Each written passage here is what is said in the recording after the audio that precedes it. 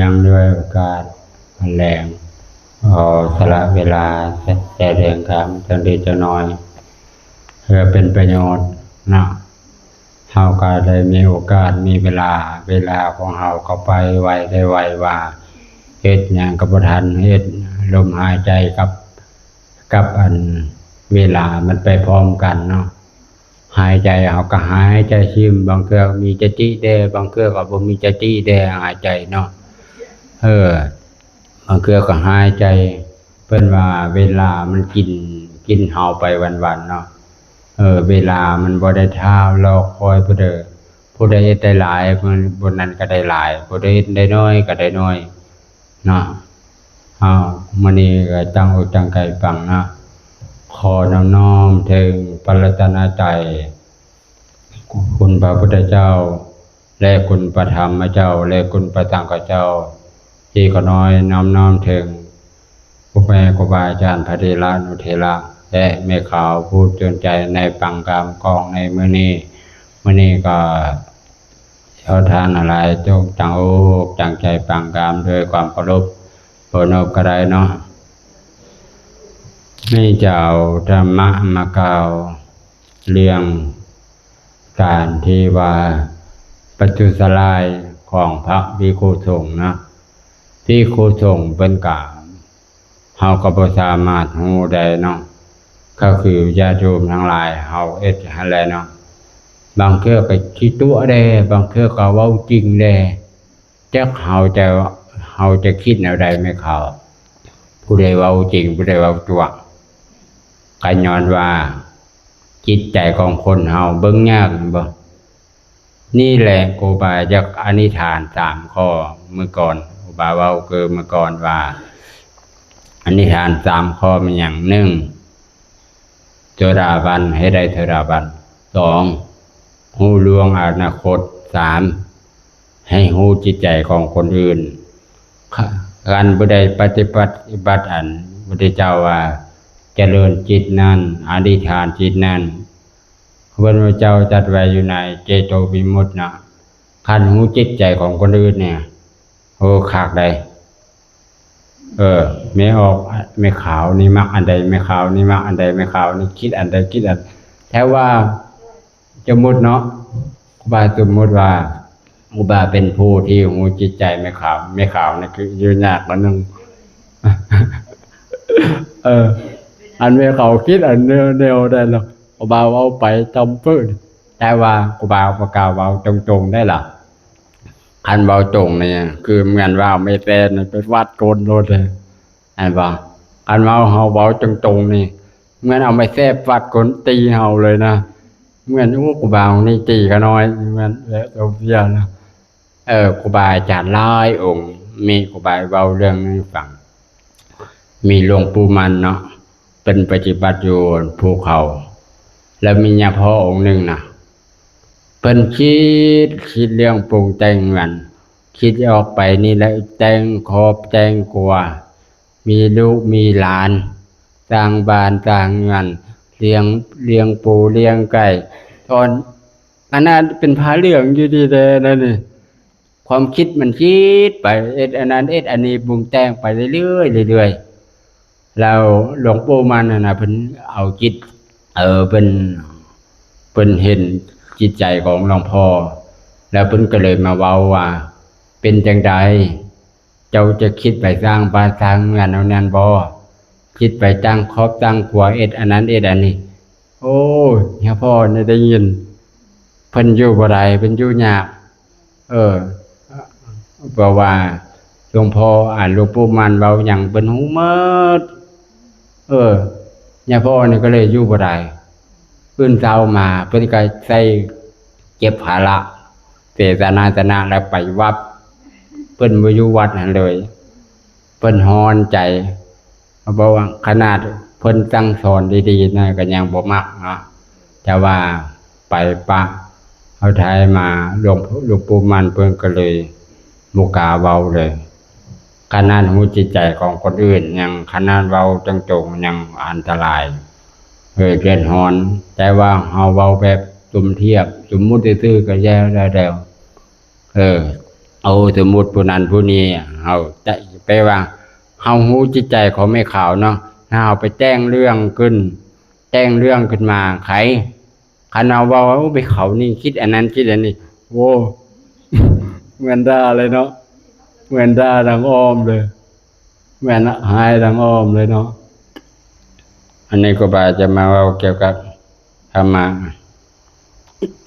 แม่ขาวเคยเห็นนกขมิ้นบ่นกขมิ้นเคยยินบ่นกขมิ้นมันเป็นตัวมันน่ะที่เรื่องได้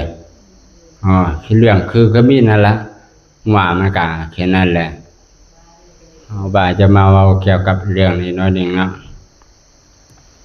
ในครั้งที่พระพุทธเจ้าอยู่ณที่พระวิหารเนาะพระวิหารเชตวันมีเหตุการณ์ที่พระศาสดาทรงปรารณาภิกขุผู้ประพฤติตัวบ่สมควรนะต่อพระมหากัสสปะฮู้บ่รู้จักพระมหากัสสปะบ่ฮู้เนาะพระที่เป็นเป็นปฏิบัติดีเด้เพิ่นชื่ออุดมขอวัดเพิ่นคืออุดมขอวัดท่านอย่าว่าเพิ่นบ่นอนเลยเนาะเพิ่นจะยืนเดินซื่อๆยืนกับนั่งเนาะยืนเดินเป็นตั้งจิตอธิษฐานยืนเดินนั่งเท่านั้นแหละเป็นบ่นอนเป็นชื่ออุดมขอวัดเป็นสาวกเพื่ออันบุญเสดของพระพุทธเจ้าเนาะภิกขุรูปหนึ่งมักแสดงคือพฤติกรรมที่บ่เหมาะสมทางที่ยังชอบพูดก็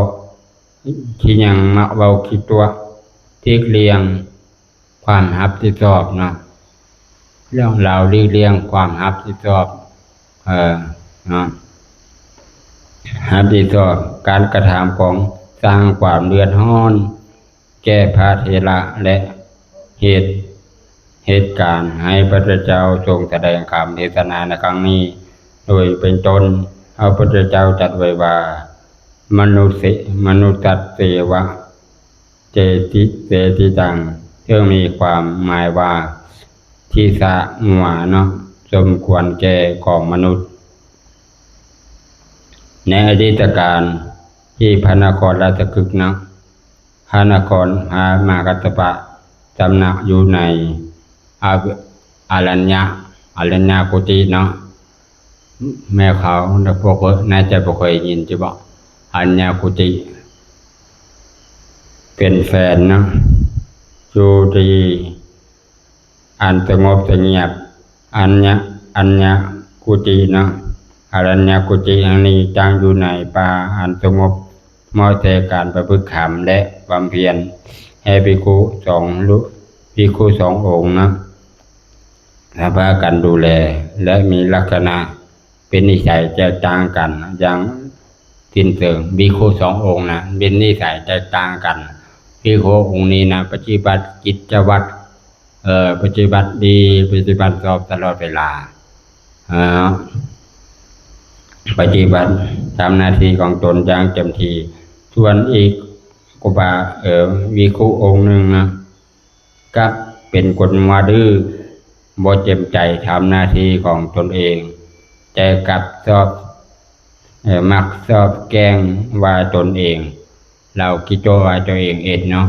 วิคุองค์นี้มักคิดตัวว่าตัวเองเอ็ดเพื่อเอาหน้าเอาตาเนาะมีผู้ใดเอ็ดแต่ไม่เขาเอ็ดเอาหน้าเอาตามีหลายเนาะก็ว่าคันเอ็ดเอาหน้าเอาตาก็บาก็เคยเห็นอยู่ก็บาเคยเอ็ดอยู่เคยเอ็ดชื่อว่าเอ็ดบ่ได้เอ็ดวัดอ่างนะแต่ว่าคันเอาเอ็ดวัดอ่างว่าเอาหน้าเอาตาคันเอาเอ็ดรับหลังเขาบ่ฮู้ว่าเฮาดีบ่ได้เอ็ดเอาว่าเฮานี่ขี้ค้านนั่นให้บอกไม่ข่าวคันเฮาเอ็ดว่าเฮาเอ็ดเอาหน้าเอาตาเอ็ดวัดอ่างเอาเอ็ดซื่อเอ็ดคือซื่อว่ารับหลังก็เป็นเอานึงว่าตกลงเอ็ดแล้วไปรายงานเลยบ่เรา ก็น้อยวัดกวนแล้วก็น้อยขอรายงานเด้อแล้วนี่บอกจึงจะรู้ว่าเอาเอ็ดเนาะบางคนมีกองงานกองวงจรนะไปกวดไอ้บนกองวงจรไอ้ในเขาหูเดียวเจ้าเองเอ็ดยามใดก็ไปกวดแต่บนกองวงจรบนอื่นโบไปกวดเนาะมาเข้าเรื่องต่อนะวันหนึ่งภิกขุมีผู้ปฏิบัติดีงามต้องการเปิดโปงพฤติกรรมของครูบาองค์หนึ่งเขาจึงต้มน้ำและต้มน้ำอาบจัดเตรียมไว้ให้พามากัตตปะเถระอย่างเจ็บเงียบม้อยใจจงใจที่เอาภาชนะเปล่านะไปชุ่มไว้เนาะเอาภาชนะจุ่มไว้เปิดโปงนะพระเนตรอันนี้เปิดโปงเอาภาชนะจุ่มไว้เมื่อจุ่มไว้แล้วภิกขุมาดื้อเมื่อเห็นเป็นนั้นจึงรีบไปบอกพระเถระขน้อยเกี่ยมน้ำอาบให้แล้วก็น้อยพระเถระเชื่อคำเว้าของเขาไปยังชุมดังกล่าวแต่เมื่อไปถึงพบว่าภาชนะนั้นที่น้ำอาบนั้นบ่มีหยังอันที่ต้มน้ำอาบนั้นบ่มีหยังเฮ็ดให้พระองค์นั้นเราชึกตัวได้เนาะเรามักตัวหลายเพิ่นก็เลยเปิดโปงแบบนี้นะต้มน้ำอาบแล้วเพิ่นไปชิมน้ำอาบแล้วเอ็ดว่าน้ำต้มน้ำอาบแล้วเอ็ดเปิดโปงนะเมื่อพระเถระเมื่อเห็นว่าเจ้าบ่มีน้ำวางเปล่าบ่มีน้ำอุ่นเจียมไว้พระเถระจึงกล่าวจักเตือนว่าภิกขุเจ้านี่เว้าคิดว่าหมอสิ่งที่ทำจะเว้าจริงๆแต่การเว้าทิ้งทีบ่จริงเป็นบาปการทำความเดือดร้อนมาให้เจ้าในภายหลังเด้อคำจักเตือนของพระเถระกับให้พระภิกขุนี้เกิดอาฆาตเปิ้นจักเตือนดีเอาไปเอามาเกิดอาฆาตแค้นทำเป็นอาฆาตทำบัดเนาะบ่พอใจยังให้แหงเขาจึงรู้สึกอับอายถูกจับไว้ว่าตัวเองคิดตัวต่อมาภายหลังมื้ออื่นเช้าเขาแกล้งว่าเขาแกล้งจีบ่ไปบิณฑบาตบ่แกล้งว่าบ่สบายนะบ่ไปบิณฑบาตนะบ่ไปบิณฑบาตกับพระเถระเนาะเอ็ดว่าบ่สบายจากนั้นเขาก็เดินทางไปยังของอุปถากที่คอยสนับสนุนของพระเถระจึงกล่าวคิดตัวว่าพระเถระบ่สบายบ่สามารถออกมาบิณฑบาตได้เพื่อขออาหารสำหรับตนเองและพระมากัสสปะพระเถระรู้เรื่องจึงได้กล่าวจักเตือนเขาอีกครั้งหนึ่งว่าการกระทำเช่นนี้บ่สมควรเลยอย่าทำอีกเด้อเพิ่นจักเตือนอีกเป็นครั้งที่สองก็บอกฟังอันนี้อันตรายกว่านี้อีกบัดอันตรายกว่าไปกว่านี้เพิ่นจักเตือนแล้วจักเตือนดีเว้าดีแล้วบ่มักเนาะคำเว้าคำจาของเพิ่นเว้าจักเตือนแล้วบ่มักนะจะเห็นให้เกิดความโกรธขึ้นมาเนาะอย่างใดก็ตามมีคู่มาดื้อก็บ่ฟังบ่ฟังคำจักเตือนเก็บความโกรธไว้ในใจกลายเป็นความอาฆาตวันหนึ่งขณะที่พระมากัสสปะออกไปบิณฑบาตตามปกติเขาได้โอกาสจุดไฟไหม้กุฏิทำลายกุฏิของครูบาพระมหากัสสปะเอามาด่าทำลายของสงฆ์กุฏิครูบาเถระเนาะทำลายจุดไฟเผาศาลาและทำลายของใส่ขังหมดของพระเถระก็จะลบหนีไปจากอารัญญกุฏิอย่างเงียบๆหลังจากเหตุการณ์การกระทำของภิกขุมาดื้อกลายเป็นให้คนทั้งหลายในนครราชคฤห์เขาได้รับการจำหนี้อย่าง ให้แห้งชาวบ้านและคณะสงฆ์แม้จะเขาจะลบหนีไปได้กรรมที่เขาก่อไว้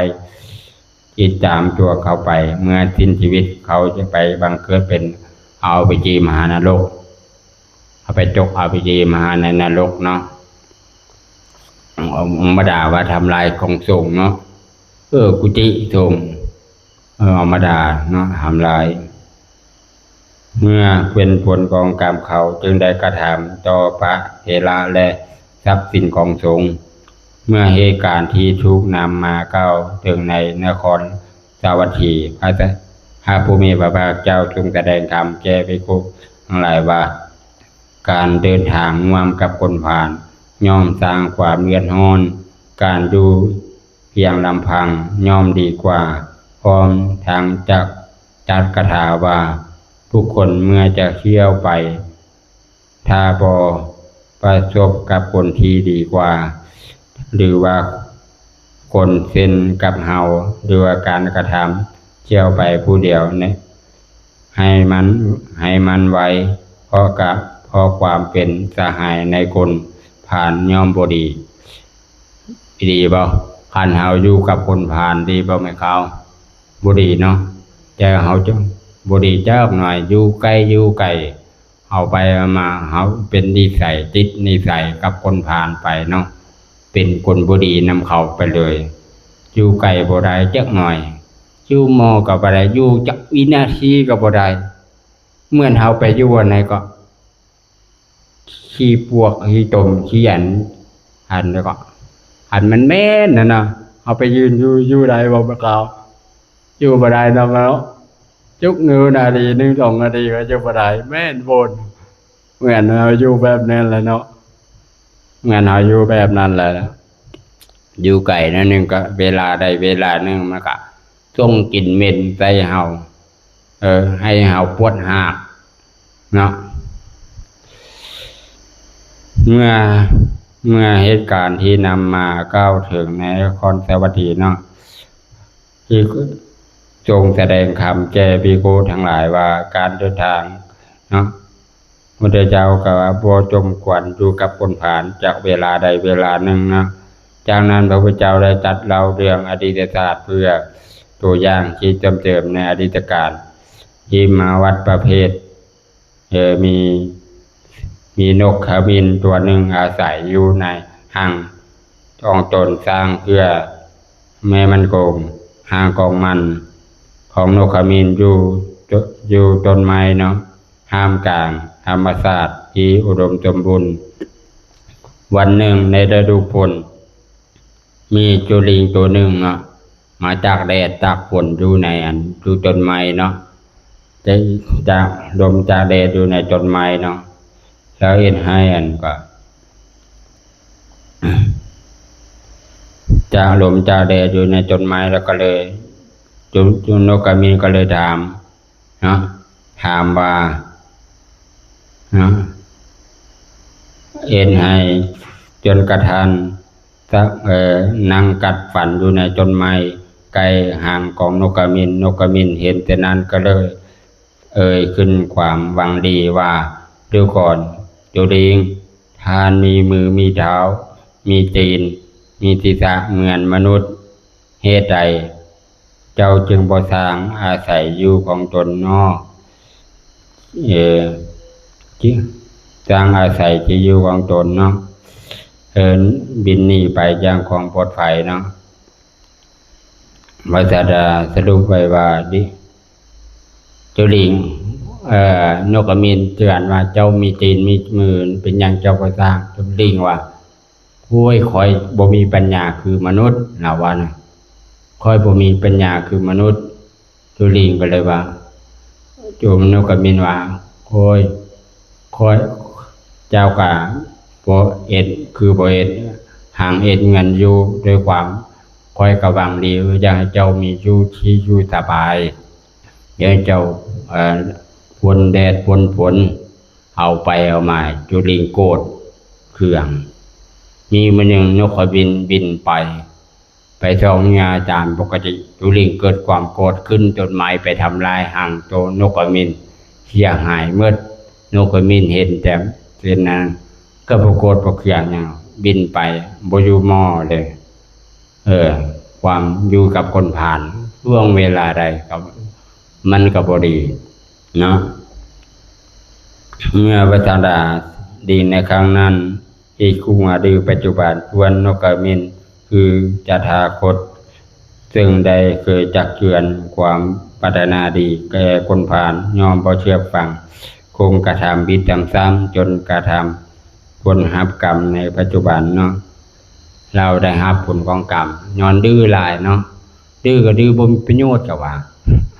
เนาะดื้อก็ดื้อบ่มีประโยชน์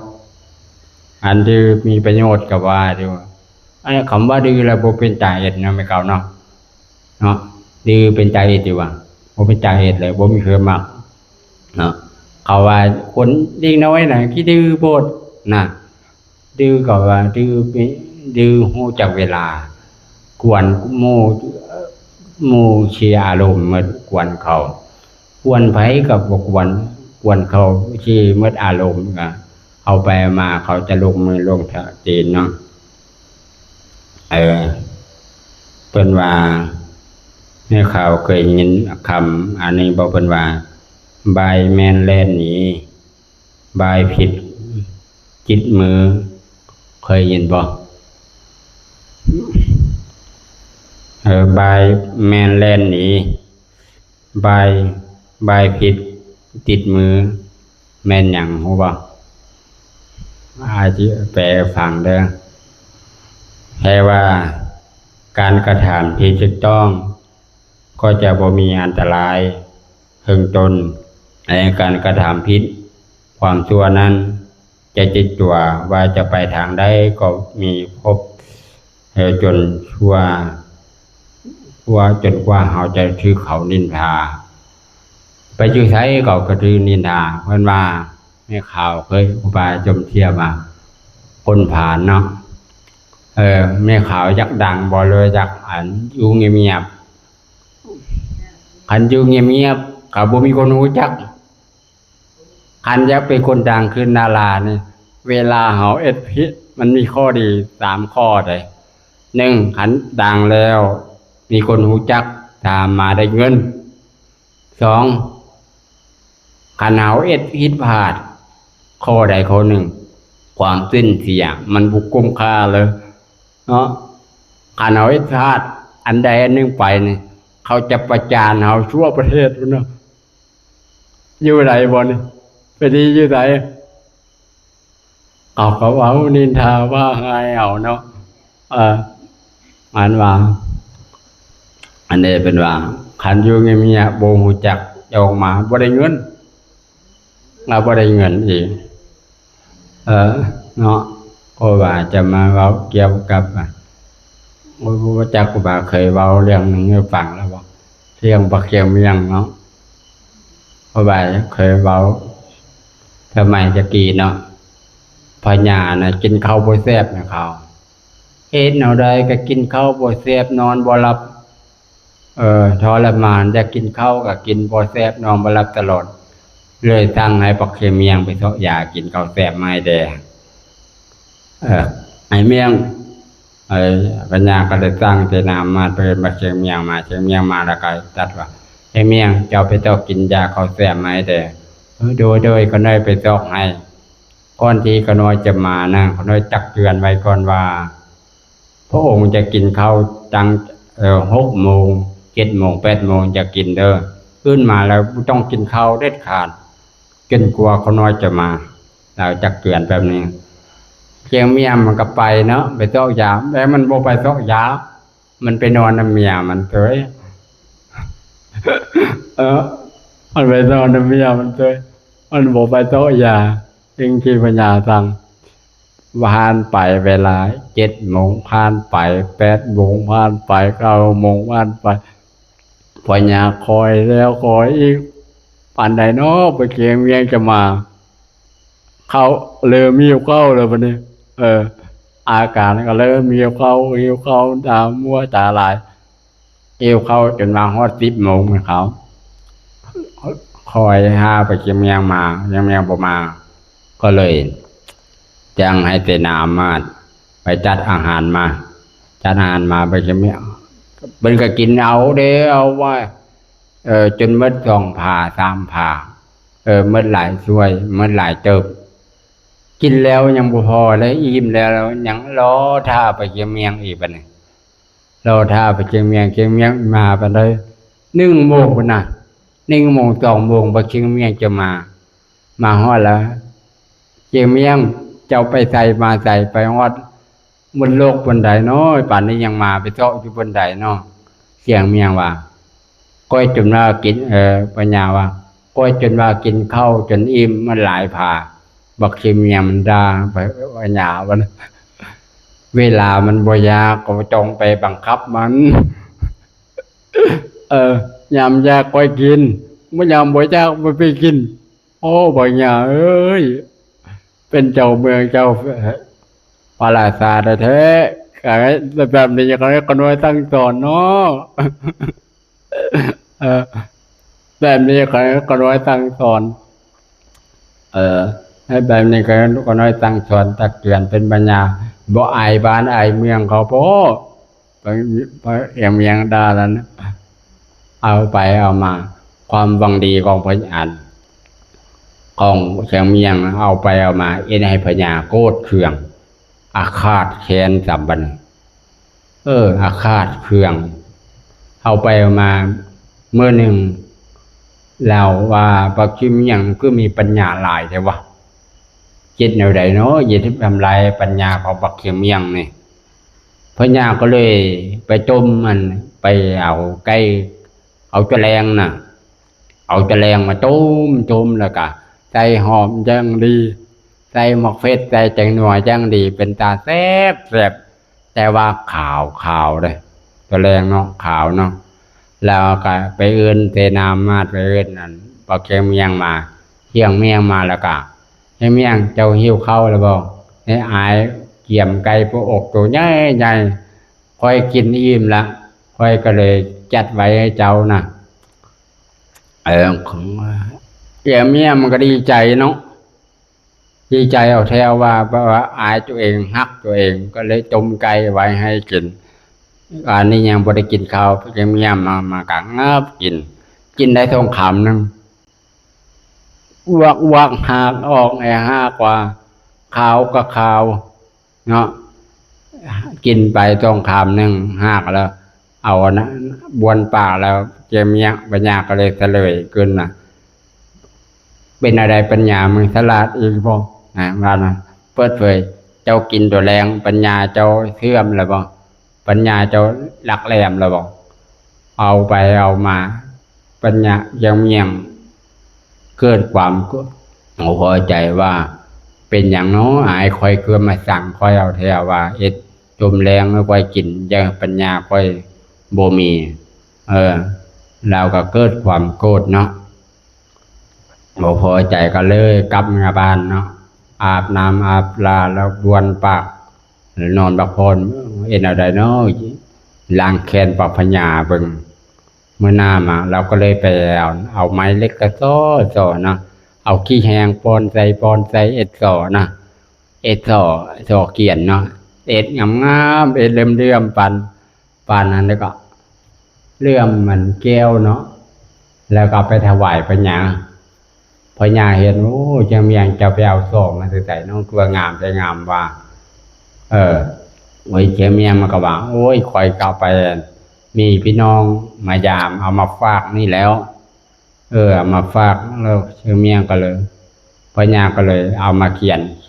เอาใดก็บอกไม่เขางามได้งามเขียนเอาใดก็บอกเขียนเรายังบ่แล้วปัญญาเอามาเรียให้ผมเรียแล้วก็เขียนแล้วก็เขียนเอานะบอกเรียจนเมื่อยเขียนบ่ออกก็เลยบอกกับเชียงเมียงบอกกับไปเชียงเมียงว่าเมียงสอในงามละเนาะเขียนก็บ่ออกก็เรียจนเมื่อยบัดนี้เชียงเมียงก็เลยเปิดเผยความลับว่าพญาแล้วได้กินตัวแรงก็น้อยได้กินตัวแรง บัดพญาได้กินขี้แห้งจนแล้งเออเออว่าพญานี่อมเหมือนขี้แห้งตลอดนะขี้แห้งแล้วเอาไปเอามาพญาเกิดความโกรธเนาะความโกรธบ่พอใจเนาะเออบ่อายปานไอเมืองบ่ไปเก็บเมียงวันบ่อายปานไอเมืองบ่ได้กินขี้แห้งดาบักอันพญาก็เลยเกิดความโกรธยังบ่แล้วเนาะก็เลยวางแผนวางยาบักเมียงเนาะให้คนใส่น่ะเอาอันนี้ก็เมื่อหน้ามาประจบเรื่องนั้นยังบ่จบเนาะเอาไปเอามาปัญญาก็เลยเกิดความโกรธยังบ่แล้วเนาะให้สาวนมนะไปขี้ใส่งานบักชื่อเมียงบัดนี้ไปขี้งานบักใส่เมียงขี้อย่างเดียวเบาบ่เมื่อไหร่เพราะว่าไปขี้อย่างเดียว แต่ว่าสาวสนมกลับไปเพราะงานไปชื่อเมียงก็เว้ากับชื่อเมียงว่าให้เมียงพญาบ่กะน้อยมาขี้ใส่งานบักชื่อเมียงไปอ่านเอียงเมียงมันกับประกาศปฏิเสธเนาะปล่อยสาวสนมขี้เอาสนมขี้บัวเลวได้นี่ขี้ได้เงี้ยวได้ทมลำลายได้สั่งกิมูกได้เด้อาละบัดเพื่อนงานบอกเอียงเมียงง่ายมันไปกันใหญ่แล้วนี่มันพิดคำของวิญญาณมดแล้วนี่เอียงเมียงก็เลยจับคอไล่จีสาวสนมไล่จีเป็นมาฮ้อนลาตะวังสาวสนมก็เลยแล่นไปงานไปรายงานสาวสนมไปรายงานบักพญาว่าพวกกน้อยไปขี้ใจงานบักเมียงแล้วไปบักเมียงมันตีพวกกน้อยนะบาดเหลืองมดแล้วก็เลยเตี้ยปัญญาก็เลยหัวเบิกเมียงตีเท่านมก็เลยให้เสนาอามาตย์ไปมาเชียงเมียงมาเมียงเป็นอย่างเจ้าคือไปตีตาสนมคอยบอกพวกเขาไปขี้ใส่เงินเจ้าคือตีเชียงเมียงก็เลยบอกว่าพระองค์บอกให้เขามาขี้ซื้อใจเขามันเกินเหตุแล้วเขาขี้ได้เขาเงี้ยวใส่ได้ชมน้ำลายใส่ได้สั่งขี้มูกใส่ได้คุณน้อยก็ดีแล้วเอาแววมาบนว่าเว้าบุตุดขำเนาะเว้าบุตุดขำอันในการเว้าอย่างเก่าเว้ามันจะแจ้งเด่นเนาะเว้าปั๊บแล้วเวลาบอกเข้าไปแล้วเขาจะหูเรื่องบอกแบบนี้บอกเขาไปเอ็ดนะเขาเอ็ดอันทิ้งขี้เห่าบ่ได้ชึกใจอันนั้นที่เนาะบอกเขาไปเอ็ดอันหนึ่งไปเขาเราไปเอ็ดอันหนึ่งเนี่ยเว้าจองเว้าให้ละเอียดเนาะเว้าอย่างก็เอ็ดให้ละเอียดเนาะอันนี้ก็คือเป็นเรื่องราวของพระพุทธเจ้าเนาะอันนี้ก็ทำมาพอเวลาที่สมควรเวลาก็งอด30 นาทีแล้วพออนุโมทนาเป็นอะไรเราเรื่องนี่ข่าวเคยยินแล้วว่าเคยเล่าเรื่องหนึ่งแล้วเนาะแต่ว่าก็ลืมเลยว่าก็ลืมเนาะบอกว่ามันโดนแล้วแต่เรื่องไปชื่อเมียงมันก็หลายเรื่องโยเพราะว่าจำได้หลายเรื่องโยเนาะเป็นเรื่องราวของพื้นบ้านเนาะเป็นแล้วว่าเป็นกะจิเตือนใจของเฮาซื่อๆเบาอย่างก็ให้เบาอย่างละเอียดเบาอย่างก็ให้มันระวังวิจารณาห้อยคำใดควรเว้าอันใดบ่ควรเว้าอันใดกระทบกระทั่งเฮาเนาะกระทบกระทั่งคนอื่นกระทบกระทั่งตนเองและเดือดร้อนตนเองเนาะเดือดร้อนคนอื่นเฮาควรระมัดระวังให้แต่บ่เว้าหลายดีกว่าเว้าน้อยเนาะเว้าน้อยดีกว่าเว้าหลายเกินเหตุเป็นเหตุให้ผู้อื่นฟังแล้วมันรำคาญเว้าหลายแล้วผู้อื่นรำคาญเอาไปมาพื้นทางเอาซ้ำเนาะอันนี้ก็ทำมาก็มันนี่เป็นอะไรไม่ข่าวออกเข้าใจใช่ป่ะเอาฟังซ้ำฟังกับมือ จักมีเหตุมีปัจจัยอันใดครูบาอาจารย์เล่าอันใดมาเล่าให้ฟังเราก็จำไว้เนาะอันเมื่อใดเมื่อหนึ่งมีผู้หนึ่งมาเทศน์โอ้ยเคยฟังละอันเป็นเหตุให้เราเข้าใจธรรมะได้ไวขึ้นเนาะพออนุโมทนาบุญกุศลที่ท่านมาฟังธรรมมื้อนี้จงเป็นเหตุจงเป็นปัจจัยของท่านทั้งหลายพบเจอความสุขความเจริญพัฒนาสิ่งใดให้ได้พัฒนานั้นจงสำเร็จบุญใดที่ท่านได้ไว้พาจุดมนต์ภาวนาทำความดีอาตมาภาพขออนุโมทนาบุญใดอาตมาภาพได้กระทำขอทานทั้งหลายไม่กล่าวใจมีส่วนบุญนั้นจงมีความสุขความเจริญสิ่งใดพัฒนาสิ่งใดไปทางชอบก็ทานทั้งหลายจงมีความสุขทุกท่านทุกคนเทินทุก